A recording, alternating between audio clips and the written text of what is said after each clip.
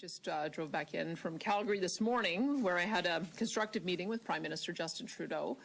But there's still several issues in which there's some distance between the federal and provincial governments, such as the impact of the federal carbon tax and its cascading impacts on inflation, affordability, and sustained higher interest rates, as well as the timeline to reach carbon neutrality, which we have set a target of 2050. I reiterated the growing opposition to the federal carbon tax, which includes 7 premiers, federal members of parliament, and everyday Albertans and Canadians. I went as far as to suggest to the Prime Minister that he could achieve a win if he listened to the growing calls against the carbon tax and reversed his decision to increase the tax, which will amount to about a 23% increase on April 1st.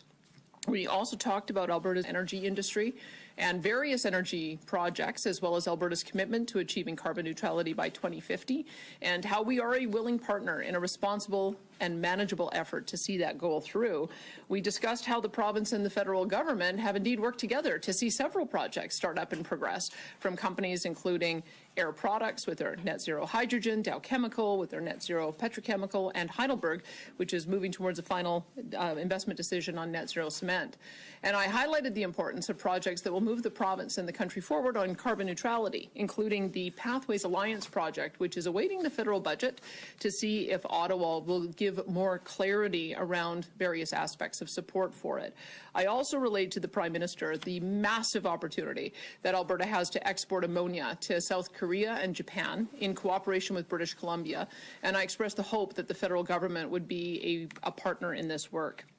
I also expressed gratitude for the progress on the Trans Mountain Pipeline and how I'm encouraged by the federal conversations taking place about replicating the highly successful Alberta Indigenous Opportunities Corporation and our loan guarantee program, as Indigenous leaders across the country have also praised Alberta for leading the way on economic reconciliation and for being an example that should be followed. I note that British Columbia just recently announced their own IOC program that is modeled after ours, and we look forward to working with the federal government